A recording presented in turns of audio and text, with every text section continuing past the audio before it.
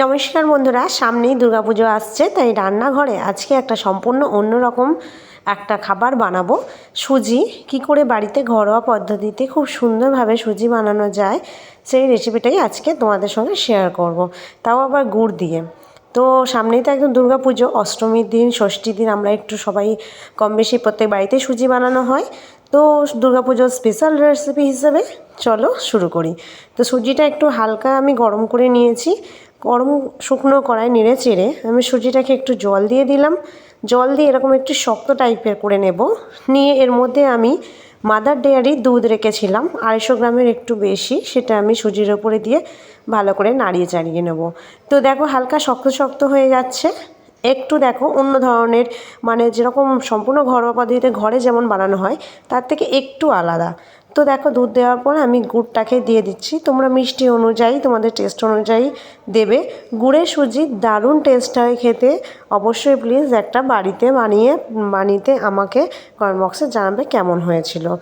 তো গুড়টা দেওয়ার পর দেখো পুরো লাল হয়ে গেছে সুজিটা, আর হালকা একটু শক্ত শক্ত আছে। এগুলো একটু হালকা পাতলা নামাতে হয়, আর এই শক্তটা খেতে আরও ভালো লাগে। তো এর ওপর আমি দিয়ে দিচ্ছি তেজপাতা, 3টে তেজপাতা দিয়ে দিলাম। দিয়ে দিচ্ছি এরপরে বাদাম, মানে আমন্ড বাদাম আমি ভিজিয়ে রেখেছিলাম, সেই আমন্ড বাদাম খোসা ছাড়িয়ে দিলাম। কাজু দিলাম, কিশমিশ দিয়ে দিলাম। দিয়ে এরপর আমি একটু নাড়িয়ে নেব। আমন্ড বাদামটা একটু বেশিই দিয়েছি, বাদাম কিশমিশ খুব ভালো লাগে এতে। এরপর আমি দিয়ে দিলাম একটু লবণ। লবণটা একটু অল্প দেবে, কারণ যেহেতু এটা মিষ্টি। তো ভালোভাবে নাড়িয়ে চাড়িয়ে নিয়ে অল্প কিছুটা নারকেল কোড়া ছিল সেটাও আমি দিয়ে দিলাম। দিয়ে ভালো করে নাড়িয়ে চাড়িয়ে নিচ্ছি। এবার ফোটার অপেক্ষা, একটু ফুটলে আমি এটাকে নামিয়ে নেব। তো দেখো ভালোভাবেই ফুটছে, ঘনত্বটা দেখো কীভাবে নামাবো। তো এইভাবেই আমি ভালো করে নেড়ে চেড়ে নেব। একদম যখন রেড কালার হয়ে যাবে, পুরো গুড়ের যে কালারটা আসে আর কি, সেটা এই দেখো এসে গেছে। আমি এটাকে নামিয়ে নিয়েছি।